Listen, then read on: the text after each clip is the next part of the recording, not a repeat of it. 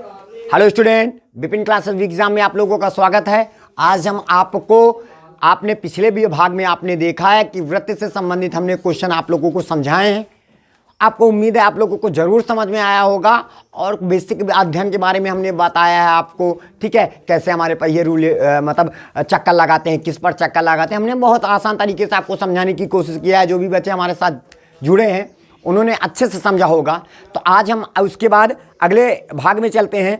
ठीक है, तो अगले भाग में जैसे कि हमारे क्वेश्चन नंबर 13 से यानी कक्षा 10 गणित वृत्तों से संबंधित क्षेत्रफल चैप्टर चल रहा है और आज हम पहुंच चुके हैं 13 नंबर क्वेश्चन में। ठीक है, पिछले भाग में 1 से लेकर के 12 तक के सभी 3 पार्टों में हमने क्वेश्चन आपको भेजे हैं। जा करके वहां से पीछे से पूरा चैप्टर आप बेसिक अध्ययन कर सकते हैं। चलिए अगले क्वेश्चन में कहता है एक वृत्तखंड के चतुर्थांश का क्षेत्रफल ज्ञात करो।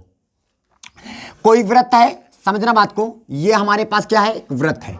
ठीक है, कहता है वृत्तखंड के चतुर्थांश। चतुर्थांश का मतलब क्या होता है बेटा, जैसे ये हमारे पास क्या है, वृत्त का केंद्र है और ये क्या है, वृत्त का व्यास है और ये भी वृत्त का व्यास है। अब देखो हमारे पास चतुर्थांश बन गया, तो कहता है इस चतुर्थांश का क्षेत्रफल बताओ। इसका चतुर्थांश का क्षेत्रफल बताओ।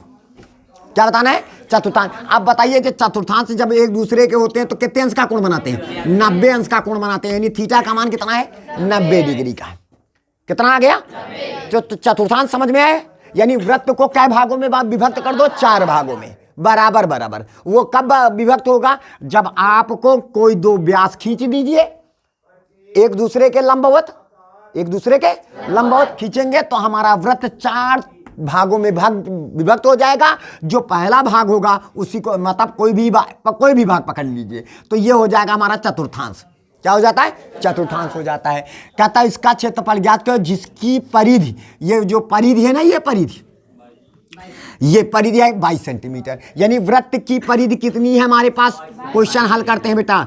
देखेगा वृत्त की परिधि, तो वृत्त की परिधि हमारे पास है कितना है, 22 सेंटीमीटर। अब ये बताइए 22 सेंटीमीटर हो गया। अब वृत्त की परिधि का फार्मूला क्या होता है, 2πr। कितना होता है, तो वृत्त की परिधि के नीचे हम इसका फार्मूला रखेंगे 2πr बराबर 22 सेंटीमीटर। पहले बताइए इतनी बात क्लियर।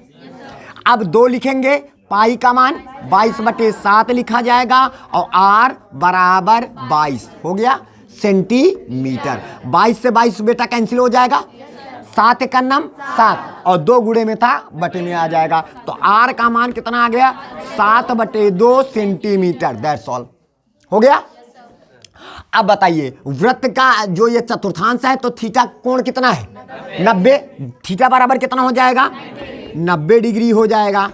ठीक है, क्योंकि ये भी 90, ये भी 90, ये भी 90, ये भी 90, तो 90 90 90 90 टोटल कितना बन जाएगा, पूरा एक 360 अंश का बन जाएगा। ठीक है, अब हम निकालेंगे बेटा किसका, चतुर्थांश का क्षेत्रफल। तो चतुर्थांश का क्षेत्रफल आप ऐसे भी कह सकते हो, पूरा वृत्त का क्षेत्रफल निकाल लेंगे। अब बटे क्या कर दोगे, 4। नहीं समझ में आया, नहीं कोई बात नहीं। बहुत बच्चे कहते हैं अरे ये तो त्रिज्या है, ये भी तो त्रिज्या है कि नहीं, त्रिज्या। अरे केंद्र से लेकर परिधि के बीच की दूरी को क्या बोलते हैं, त्रिज्या। और ये भी हमारे पास क्या है, त्रिज्या। तो हमारे पास ये त्रिज्या और ये त्रिज्या, त्रिज्या द्वारा कटा हुआ खंड ही त्रिज्यखंड है। तो आप इसको कह सकते हो, त्रिज्यखंड भी कह सकते हो।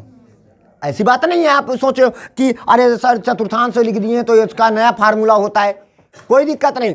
आपका सूत्र क्या होता है, πr²/4। अगर हम चतुर्थांश की बात कर रहे हैं, नाम क्या लिखा है, चतुर्थांश मतलब 4 में से 1 का थांश। समझ गए, पूरे वृत्त का क्षेत्रफल निकाल करके उसको बटे 4, क्योंकि 4 टुकड़ों में बटा है ना, एक रोटी के कै टुकड़ा किया है, 4 बराबर तो बटे, यानी वृत्त का क्षेत्रफल बटे 4। तो इस चतुर्थांश का क्षेत्रफल निकल आएगा। या कह लीजिए, या आप ये भी कह लीजिए, ये क्या है, त्रिज्या द्वारा कटा हुआ खंड क्या कहलाता है। तो आप यहाँ पे कहोगे सर जी हमें तो त्रिज्यखंड का क्षेत्रफल का सूत्र पता है। आप कहोगे सर जी πr² थीटा बटे 360, कहोगे कि नहीं। अच्छा, अब यहाँ पे रखोगे πr² थीटा का मान, आप यहाँ पे समझ लीजिए 90 अंश बटे 360। 0 से 0, 9 का नाम 9 चौक छाती। देखो πr² बटे 4, πr² बटे, बात आ रही समझ में। तो आप कैसे भी कर सकते हो। तो ये कॉन्सेप्ट आपको समझ में आ गया होगा। अब बताइए पाई का मान हमारे पास कितना है बेटा? पाई का मान हमारे पास 22/7 है, गुणे और आर स्क्वायर लिखा है और आर का मान हमारे पास कितना है? 7/2। तो 7/2 और गुणे 7/2 और गुणे अब बटे में क्या लिखा है? 4। तो बटे ऐसे यहाँ पे 4 कर दे, कोई दिक्कत तो नहीं समझ में आया? अरे नीचे ही तो बटे में 4 है तो हमने यहाँ पे 4 कर दिया। तो 7 से 7 कैंसिल हो जाएगा, 2 से काटेंगे तो 11 आ जाएगा। तो 11 सते 4 दूनी 8, तो हमारे पास आ जाएगा 77/8 सेंटीमीटर स्क्वायर। किसका निकल आया क्षेत्रफल? चतुर्थांश का, या कह लीजिए त्रिज्यखंड का क्षेत्रफल भी कह सकते हो आप। ठीक है, तो आपके पास जो चतुर्थांश का क्षेत्रफल निकल के आया है, चतुर्थांश का क्षेत्रफल, तो चतुर्थांश का क्षेत्रफल बेटा कितना निकल के आया है? 77/8 सेंटीमीटर स्क्वायर। यही हो जाएगा आपका आंसर। आप चाहे तो दशमलव में भी प्रकट कर सकते हो, ठीक है, नहीं तो इतना लिख दोगे, कोई दिक्कत नहीं। बात आ रही समझ में? अब हम चलते हैं अगले नंबर क्वेश्चन में। अब चलते हैं अगले क्वेश्चन में। अगला क्वेश्चन क्या कहता है देखिएगा, बहुत ही इंपॉर्टेंट क्वेश्चन है बेटा। हे बाबू राजा बेटा, बहुत ही इंपॉर्टेंट क्वेश्चन है, गमचक मच जाएगी, ध्यान देना। हाँ, क्या कहता है? त्रिज्या। अब किसकी त्रिज्या? आगे पढ़ो तो पता चल जाएगी त्रिज्या किसमें होता है। त्रिज्या एक ही में तो होता है, किसमें? वृत्ताकार भाग वाले हिस्से में त्रिज्या होती है। ठीक है, त्रिज्या 21 सेंटीमीटर वाले वृत्त का एक चाप केंद्र पर 60 अंश का कोण बनाता है। वाह भाई वाह, केंद्र पर कितने अंश का कोण बनाया? 60 अंश का कोण अंतरित करता है। ज्ञात कीजिए, यानी ज्ञात करो चाप की लंबाई। ओ बाप रे बाप, अरे चाप द्वारा बनाए गए त्रिज्यखंड का क्षेत्रफल, इसको भी ज्ञात करना है। संगत जीवा द्वारा बनाए गए वृत्तखंड का क्षेत्रफल, इसको भी ज्ञात करना है। तमाम चीजें आ चुकी हैं। कैसे ज्ञात करना है पहले कॉन्सेप्ट समझेंगे, कॉन्सेप्ट के साथ तभी सवाल मजा आएगा। बेटा ध्यान दे दीजिएगा, त्रिज्या यानी कोई हमारे पास देखिएगा, ये हमारे पास क्या है बेटा? वृत्त है, हो गया। अब देखिएगा त्रिज्या कितनी है? 21 सेंटीमीटर वाले। तो हमारे पास ये क्या है? हमारे पास वृत्त का केंद्र है और ये हमारे पास क्या है? त्रिज्या। कितना है हमारे पास बेटा? 21 सेंटीमीटर का है। कितना? 21 सेंटीमीटर का है। चलिए, क्या कहता है? का एक चाप केंद्र पर 60 अंश का कोण बनाता है। लो, इस ससुरा केंद्र पर एक रेखा पर तो बनेगा नहीं, तो ये हमने क्या किया? एक त्रिज्या और खींच दिया और ये भी कितना हुआ? अरे एक वृत्त की सारी त्रिज्याएं तो बराबर होती है ना, तो ये हो जाएगा। और क्या चाप, ये दिखा रहे चाप, इसको बोला जाता है चाप। ये देखो हमने थोड़ा सा मोटा कर दिया यहाँ पे, ठीक है, ताकि तुमको समझ में आए चाप है ये क्या बेटा? चाप है। और केंद्र पर कितने अंश का कोण बनाता है? 60 डिग्री का कोण बनाता है बेटा। कितना? 60 अंश का। अब हमको का ज्ञात करना है, पहले तो ये समझो। देखोगे हमें चाप की लंबाई जो ससुरा केंद्र पर बना है ना 60 अंश का कोण, इतना इतना कहता है, इतना बताओ कितना होगा? इसकी लंबाई बताइए कितना होगा? यानी चाप की लंबाई ज्ञात करना है और ज्ञात करना है चाप द्वारा बनाए गए, यानी चाप द्वारा बनाए गए त्रिज्यखंड, यानी इस पूरे का क्षेत्रफल भी ज्ञात करना है। आई बात समझ में? और साथ में ज्ञात करना है संगत जीवा द्वारा बनाए गए वृत्तखंड का भी क्षेत्रफल ज्ञात करना है। संगत जीवा द्वारा बनाए गए वृत्तखंड का क्षेत्रफल। अच्छा, अगर हम कोई जीवा मान लीजिए ये डॉटेड लाइन करके हमने एक जीवा ये खींच दिया। अब बताइए, जैसे खींचा तो हमारे पास कितने खंड आए? 2 खंड है, एक दीर्घ वृत्तखंड आया, एक लघु वृत्तखंड। बोला संगत जीवा द्वारा बनाए गए वृत्तखंड का क्षेत्रफल बताओ।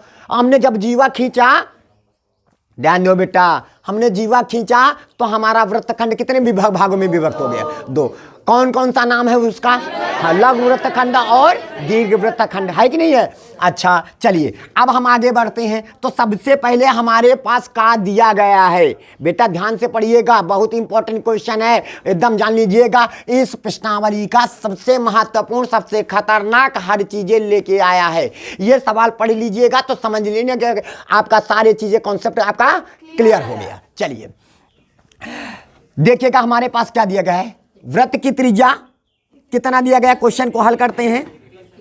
हल, वृत्त की त्रिज्या, वृत्त की त्रिज्या यानी r बराबर कितना दिया गया है? 21 सेंटीमीटर। बेटा ध्यान से समझिएगा, हो गया। और केंद्र पर बना कोण कितना है? केंद्र पर बना कोण, केंद्र पर बना कोण यानी कोण यानी थीटा बराबर कितना हो गया 60 डिग्री बन गया। हो गया बेटा कंफर्म। अच्छा चलिए अब हम निकालेंगे चाप की लंबाई। बेटा पहला पार्ट लगाने जा रहे हैं, पहला पार्ट बेटा लगाने जा रहे हैं चाप की लंबाई। चाप की लंबाई बेटा ध्यान दीजिएगा, हमारे पास आर का मान दिया गया है, थीटा का मान दिया गया है, तो चाप की लंबाई। अब बताइए चाप क्या है? परिधि का काटा हुआ हिस्सा है। चाप जो ये है वो किसका कटा हिस्सा है? परिधि का। तो देखो ये परिधि है ना, पूरी परिधि है कि नहीं, और हमने इसको काट दिया। जब काटा तो ये परिधि काटा है ना, तो परिधि का सूत्र क्या होता है? 2 पाई आर होता है। बेटा याद करने की जरूरत नहीं, कॉन्सेप्ट के साथ समझोगे तो एकदम हेलुआ लगेगा। 2 पाई आर हो गया, और उसके बीच में जब हमने चाप को काटा तो उसके बीच में कितना एंगल बना? तो आप यहाँ पे थीटा रख दीजिएगा। अब पूरा कितना होता है? 360। तो आपको चाप की लंबाई मिल जाएगी। कॉन्सेप्ट क्लियर हुआ? अच्छा चलिए, तो अब हम यहाँ पे क्या करेंगे? 2 लिखेंगे, पाई का मान, हाँ पाई का मान हम 22/7 रखेंगे, और बेटा आर का मान 21 रखेंगे, थीटा का मान 60 डिग्री रखेंगे बटे 360। कोई दिक्कत परेशानी हो? कोई दिक्कत नहीं। 0 से 0 कैंसिल करेंगे, 6 1 का नम 6 6 36, 7 3 21, 3 1 का नम 3, 3 दूना 6, 2 से 2 कैंसिल हो गया, तो बराबर कितना आ जाएगा बेटा? 22 सेंटीमीटर। यानी चाप की जब लंबाई 22 सेंटीमीटर। तो पहला पार्ट हमारा क्या हो गया? क्लियर हो गया। कोई दिक्कत परेशानी? चलिए चलते हैं अब दूसरे पार्ट में, देखते हैं दूसरे पार्ट में क्या कह रहा है, क्योंकि क्वेश्चन बहुत बड़ा है तो ध्यान से देखेंगे। तो पहला पार्ट हमको ये पता चल गया है, इस चाप की जो लेंथ है, ये जो चाप की लंबाई है, ये हमारे पास कितना है? 22 सेंटीमीटर का है। हो गया। चलिए अब हम इसके बाद दूसरे पार्ट में जाएंगे। चाप द्वारा बनाया गया, देखोगे ये चाप है ना, और चाप द्वारा बनाया गया क्या? त्रिज्यखंड। अब आपको चाप द्वारा बनाए गए त्रिज्यखंड का क्षेत्रफल ज्ञात करना है। बेटा चाप, दूसरा पार्ट बेटा ध्यान देना, बहुत ही लेंथी क्वेश्चन है। चाप द्वारा बनाए गए त्रिज्यखंड का क्षेत्रफल है ना, त्रिज्यखंड का बेटा क्षेत्रफल, ये ध्यान दीजिए ना। बराबर सूत्र क्या होता है? पाई आर स्क्वायर थीटा बटे 360 है ना। त्रिज्यखंड का क्षेत्रफल का सूत्र होता है। अब कहोगे सर ये कैसे होता है? अब देखो बेटा, ये बता पूरा वृत्त है ना, है कि नहीं? वृत्त के अंदर ही तो कटा है हिस्सा। अब देखिएगा वृत्त का क्षेत्रफल का सूत्र होता है पाई आर स्क्वायर। देखा बेटा, याद करने की जरूरत नहीं, कॉन्सेप्ट इसी में छुपा है, पूरा लॉजिक इसी में है।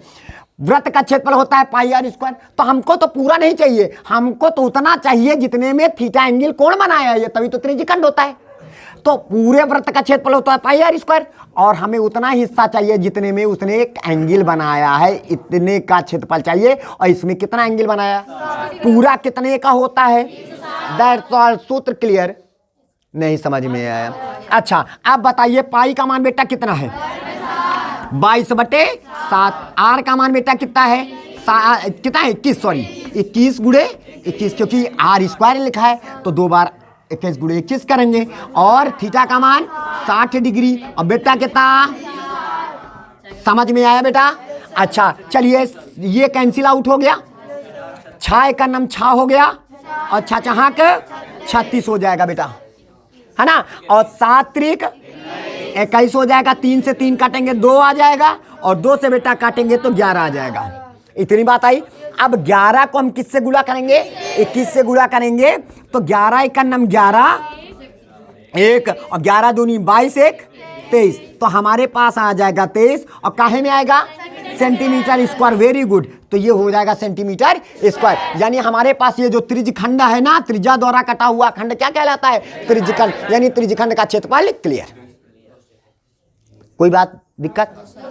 एकदम समझ में आ गया? चलिए तो एक हमारे पास चीज निकल आई, यानी वृत्त द्वारा यानी चाप द्वारा कटा हुआ खंड यानी त्रिज्यखंड का क्षेत्रफल कितना निकल के आया? हाँ, तो ऐसे जैसे त्रिज्यखंड का क्षेत्रफल का क्षेत्रफल बराबर कितना आया, 231 सेंटीमीटर स्क्वायर। ये देखिएगा बेटा, दूसरा पार्ट आपका क्लियर हो गया। हो गया क्लियर बेटा। इन सवालों को एक बार जरूर रिवीजन करिएगा। जितना आप कहते हैं जो गणित होती है वो अभ्यास के ऊपर निर्भर करती है। जितना करोगे अभ्यास उतना ही गणित आपको आएगा। कहते हैं ना, करत करत अभ्यास से जनमत हो सुजान, नसरी आवाज जाते सिर पर परत निशान। तो कहने का मतलब है जितना अभ्यास करोगे तो उतनी ही गणित तैयार होगी। इसको ये सोचिएगा कि देखने से नहीं आएगा बेटा। देखने तो आपको यह समझ में आएगा कि कैसे लग रहा है, का क्या कौन सा हिस्सा है, क्या नहीं है, क्या नहीं है। आप ऐसे होता है जैसे आप लोग डॉक्टर के पास जाते हो। किसके पास जाते हो? डॉक्टर के पास जाते हो और डॉक्टर से कहते होगे, डॉक्टर साहब हमें पास हमारी ये तबीयत खराब है, वो तबीयत खराब है। तो डॉक्टर आपका हाथ पकड़ता है, आपका नब्ज चेक करता है, आपका आला उदल लगाता है, सीने में धक धक धक धक धक करता है। हाँ, तो उसको डॉक्टर को लगता है हाँ ये ससुरा बीमार है ना, बीमार। अब क्या करता है डॉक्टर, आपको का हाथ पकड़ा तो डॉक्टर ने तुम्हारी बीमारी को अपने अंदर खींच लेता है क्या? नहीं। तो डॉक्टर क्या करता है, कलम उठाता है, एक छोटी सी पर्ची में क्या लिखता है, आपको मेडिसिन लिखता है, दवा लिखता है और कहता है कि जाके ये दवा ले लेना और आपको ये जो दवा है ये ससुरा दोपहर शाम 3 पहरे खाना है। अब जब दवा तुम खाओ नहीं खाओगे तो क्या तुम ठीक हो जाओगे? अरे डॉक्टर के पास पहुंचते ही डॉक्टर को चेहरा देख के तो तोरा बीमारी का उसके अंदर घुस जाएगा? नहीं घुसेगा। कहने का मतलब है कि इंपॉर्टेंट है, जब आप डॉक्टर के पास जाते हो तो डॉक्टर आपको दवा लिखता है, उस दवा को खाने से आप अच्छे होते हो, ना कि डॉक्टर तुम्हारा चेहरा देख करके तू अच्छा हो जाता है या तू डॉक्टर का चेहरा देख लेता है तो अच्छा होता है। वैसे मैं एक टीचर जो होता है, जो पढ़ाता है, तो ये आपको क्या लिख रहे हैं, हम आपको मेडिसिन लिख रहे हैं। ये क्या लिख रहे हैं? मेडिसिन। और आपको हम कह रहे हैं कि इनको जाके सुबह दोपहर शाम आप एक बार 3 बार इनको एक बार लगा के प्रैक्टिस कर लीजिएगा। जैसे दवाएं होती हैं प्रैक्टिस के मतलब खाई जाती हैं, प्रैक्टिस नहीं खाई जाती हैं ना, तो उसी प्रकार तभी तो तुम अच्छे होते हो। उसी प्रकार पढ़ाई का भी यही लॉजिक है कि आप जब इनको क्या करोगे, 2-3 बार रिवीजन करोगे तब ये आपको पूरी तरह से समझ में आ जाएगा। क्योंकि अभी हम टीचर बने हैं, आप हमारे बाद आप टीचर बनोगे, आप किसी को पढ़ाओगे तो आपको भी ऐसे ही बातों को उनको बताना है, समझाना है। क्योंकि आजकल का बच्चा पढ़ने के प्रति एकदम पूरी तरह से जुझारू नहीं है। अरे वो को हरक के पढ़ाया गया है, पढ़ाया जाता है। ये जान लो, अगर पीछे से कोई कोचे ना, आगे से कोई डांटे ना, तो समझ लीजिए पढ़ाई का सत्यानाश। लड़का पढ़ेगा ही नहीं, मस्त राम मस्ती मांग लगे बस्तीम, जय श्री राम, है ना। तो बेटा चलिए अगले भाग में चलते हैं, ठीक है, बातें ज़्यादा नहीं होनी चाहिए। चलिए तीसरे पार्ट में चलते हैं। अब ये तीसरा पार्ट हमको क्या कहता है, इनको जरा देखते हैं। है ना, कहता है संगत जीवा द्वारा बनाए गए वृत्तखंड का क्षेत्रफल। देखिएगा हमने जीवा बना दिया, तो जीवा जब बनाया तो हमारा वृत्तखंड क्या हुए, 2। तो पहले निकालेंगे लघु वृत्तखंड का क्षेत्रफल, फिर उसके बाद दीर्घ वृत्तखंड का क्षेत्रफल निकालेंगे। क्योंकि पहले लघु वृत्तखंड का निकल आएगा तो दीर्घ वृत्तखंड का निकालने में हमको कोई दिक्कत नहीं होगी। तो तीसरे पार्ट में तो हमारे पास हो जाएगा लघु वृत्तखंड का, लघु वृत्तखंड का क्षेत्रफल। तो लघु वृत्तखंड का क्षेत्रफल का सूत्र बेटा क्या होता है? इसका सूत्र होता है पाई आर स्क्वायर थीटा बटे 360 माइनस का 1/2 आर स्क्वायर साइन थीटा। हो गया बेटा। अब देखिएगा, अभी आपने पाई आर स्क्वायर थीटा बटे 360 यही तो निकाला है। पाई आर स्क्वायर थीटा बटे 360 का मान आया ना, ठीक है। तो हम डायरेक्टली आपको यहाँ पे क्या लिख दें, 231 रख दिया, माइनस का बाद में लगाएंगे, ठीक है। और 1/2 रखेंगे, आर का मान कितना है 21 गुणे 21 कर दीजिएगा, और यहाँ पे लिखेंगे साइन थीटा की जगह पर क्या रखोगे 60 हो जाएगा। अब बताइए, तो यहाँ पे हो जाएगा 231 बेटा ध्यान दीजिएगा, माइनस का 21 गुणे 21 करोगे तो 441 आ जाएगा, बटे 2 गुणे साइन 60 का मान √3/2 हो जाएगा, हो जाएगा। तो अब यहाँ पे आ जाएगा हमारे पास, तो देखिएगा तो हमारे पास टोटल 231 आ जाएगा, माइनस का एक देखिएगा 400 कितना हुआ 41 गुणे 1.73 होता है ना। अब बटे कितना हो जाएगा 4, आ जाएगा। अब इन दोनों को चाहे तो इनको काट लेंगे, तो या 4 2 दूनी 4, आप 4 से काट लीजिएगा, थोड़ा सा कैलकुलेट गुणा करना ही पड़ेगा, आपको गुणा करना ही पड़ेगा, तो हम काट ले 2 दूनी 4, 4 एक का नाम 4 एक का नाम 4 कट गया तो गो, अब बचा कितना 1, अब 1 उतार लेंगे। देखो भाग, देखो बहुत बच्चों को भाग नहीं आता है भाई, ये देखो 4 एक का नाम कैंसिल आउट हो गया, फिर 4 उतारा जाएगा, एक संख्या उतारी जाती है ना, फिर 4 एक का नाम 4 फिर आ गया, कट गया। अब 1 उतार लिया, अब लेकिन 1 छोटा है, अब लेकिन उतारा है तो भाग पहाड़ा पढ़ना पड़ेगा आपको। अगर उतार लिया है संख्या तो पहाड़ा पढ़ना पड़ेगा। तो ये नहीं कि दशमलव लगा दो, बहुत लड़के दशमलव लगा देते हैं, गलत हो जाएगा। आपने ऊपर से संख्या उतारी है तो अब पहाड़ा आपको पढ़ना पड़ेगा। अब 4 का पहाड़ा पढ़िए कि 1 से आगे नहीं जाने पाए, कै बार जाएंगे 0 बार, कै बार जाएंगे 4 एक का नाम 4 ज़्यादा हो जाएगा ना, तो यहाँ पे क्या कहलाओगे 0 कहलाओगे, ठीक है। तो ये 0 हो जाएगा 1। अब तो शेष बचा है, अब तो कोई आगे नहीं है, तो यहाँ पे दशमलव लगाओगे 0, 4 दूनी बचे कितना 2, अब बचा दशमलव लगा है 1 0 और उतार लिया, 4 पंचे 20। तो समझ में आया। तो आप यहाँ पे डायरेक्टली आप क्या कह सकते हो, बोलिए। इसको काटेंगे तो हमारे पास कितना आया 110.25 गुणे 1.73, क्योंकि √3 का मान 1.73 होता है। कोई दिक्कत परेशानी, ठीक है। चलिए अब हम चलते हैं, इन दोनों को आपस में क्या करेंगे, मल्टीप्लाई करेंगे। चलिए गुणा करते हैं ना, 110.25 गुणे 1.73। बहुत लड़कों को गुणा भी नहीं आता है। गुणा क्या है बेटा, दशमलव लगाना नहीं आता है उनको, ठीक है, कोई बात नहीं है, यहीं से सीखो। तो 3 बचे 15 की 5 हासिल लाया, 1 3 दूनी 6 1 7, ठीक है, और 3 0 0, 3 एक का नाम 3 और 3 एक का नाम 3 हो गया। 7 से गुणा करो, 7 बचे 35 की 5 हासिल लाया 3, 7 दूनी 14 3 17 17 14 2 14 3 17 17 की 7 हासिल है 1 और 7 0 0 हासिल 1, 7 एक का नाम 7 7 एक का नाम 7, ये हो गया। अब चलिए अब किससे गुणा करेंगे, 5 2 0 1 1 हो गया। तो यहाँ पे हो जाएगा 5 7 5 12 12 की 2 हासिल है 1 और 7 5 12 1 13 13 की 3 हासिल है 1 और 2 3 3 6 1 7 7 3 10 10 की 0 हासिल है 1, 7 1 8 1 हासिल 9 और 1। पीछे से क्या अंक बाद दशमलव, क्योंकि दशमलव के बाद 2 अंक, दशमलव के बाद 2 अंक, तो टोटल हो गए 4 1 2 3 4, तो ये लग जाएगा। तो हमारे पास आया 231 माइनस का 190, कितना बेटा दशमलव, ठीक है। तो खाली 7 3 लिख दीजिएगा, कोई दिक्कत नहीं। कितना लिखोगे 7 3 लिख दीजिएगा, इतना ही बहुत है। समझ में आया। अब बेटा घटा लिया जाए, बहुत लड़कों को घटाना नहीं आता है। हाँ, बहुत ऐसे ऐसे मायावी रूपी हैं कि दर दर ही बदला करती आपन रूप, ठीक है। तो उनका देखो 231 लिख लियो पहले। अब हेमंत तो दशमलव लगा नहीं, तो आप मन से दशमलव लगा के 2 0 चपका दियो। काहे लिए, क्योंकि दशमलव के बाद 2 अंक है, तो दशमलव के नीचे दशमलव रखो, या कहती 7 3 लिखा है 7 3 लिख दो, अंक के नीचे पीछे से अंक बराबर होने चाहिए। यहाँ से उधार लियो, 10 10 में 3 निकल गए 7, यहाँ बचा 9 9 में 2 निकल गए, सॉरी 9 में 7 निकल गए, दशमलव के नीचे दशमलव, यहाँ पे 0 में 0 गया 0, यहाँ से उधार लिया बन गया 13, 13 में 9 निकल गया, कितना हुआ 4। तो आपका आंसर कितना आया 40.27 सेंटीमीटर स्क्वायर। समझ में आया बेटा। चलिए तो आपको किसका क्षेत्रफल निकल के आया है, लघु वृत्तखंड का, यानी इस भाग का क्षेत्रफल आपको पता चल गया। अब आपको कौन सा भाग है, इसके ऊपर वाला, यानी ये ऊपर वाला हिस्सा, ठीक है, ये पूरा हिस्सा दीर्घ वृत्तखंड का क्षेत्रफल निकालेंगे। तो हमारे पास हो जाएगा दीर्घ वृत्तखंड का क्षेत्रफल। कैसे निकालोगे बेटा बताइए, बहुत ही आसान है, जरा बेटा ध्यान दीजिएगा।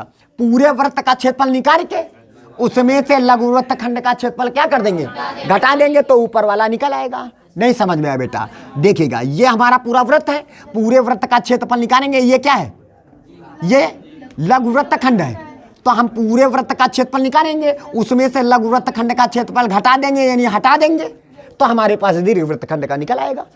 नहीं समझ में आया, ठीक है। तो चलिए तो हम इसको निकालते हैं। तो वृत्त का क्षेत्रफल यानी पाई r स्क्वायर माइनस का, और लघु वृत्तखंड का क्षेत्रफल, वृत्तखंड का, ध्यान दीजिएगा, वृत्तखंड का क्षेत्रफल, तो लघु वृत्तखंड का क्षेत्रफल। तो हमारे पास पाई का मान 22/, आर का मान 21 × 21 हो जाएगा, माइनस का, और लघु वृत्तखंड का क्षेत्रफल है 40.27 सेंटीमीटर स्क्वायर।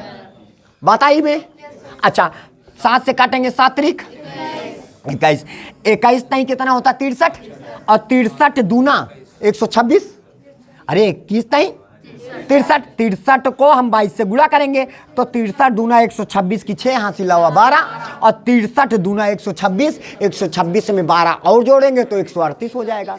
तो हमारे पास टोटल कितना आया 138 माइनस का 40.27, और जो भी आएगा क्षेत्रफल निकालने हैं तो सेंटीमीटर स्क्वायर में आएगा। अब चलो घटा लेते हैं एक बार, तो आप 1386 लिखोगे अपने मन से, दशमलव लगाओगे, दशमलव लगा नहीं क्योंकि इसमें दशमलव लगा है, तो आप तुरंत दशमलव लगाओ, 2 0 लगा दीजिए, दशमलव नीचे दशमलव रखेंगे, 2 7 इधर लिख देंगे और 0 और 4 यहाँ लिख देंगे। यहाँ से उधार लिया 10, 10 में 7 निकल गया 3, यहाँ बचा 9, 9 में 2 निकल गया 7, दशमलव नीचे दशमलव रखा जाएगा, और यहाँ पे बचा 5, और 8 में 4 निकल गया 3 1। तो आपका आंसर आया कितना 345 हाँ, तो आपका आंसर कितना निकला है 1345.73 सेंटीमीटर स्क्वायर। ये किसका निकला है, दीर्घ वृत्तखंड का क्षेत्रफल निकल आया है, दीर्घ वृत्तखंड का क्षेत्रफल कितना आया बेटा 1345.73 सेंटीमीटर स्क्वायर। और लघु वृत्तखंड का क्षेत्रफल कितना आया है, लघु वृत्तखंड का जो क्षेत्रफल निकल के आया है 40.27 सेंटीमीटर स्क्वायर। That's all. यही है संगत जीवा द्वारा कटे हुए खंड का क्षेत्रफल। उम्मीद है कि आपको ये सारे सवाल, ये सारे कॉन्सेप्ट यानी तीनों पार्ट आसानी से समझ में आए होंगे। तो आज के लिए यहीं तक। जय हिंद, जय भारत।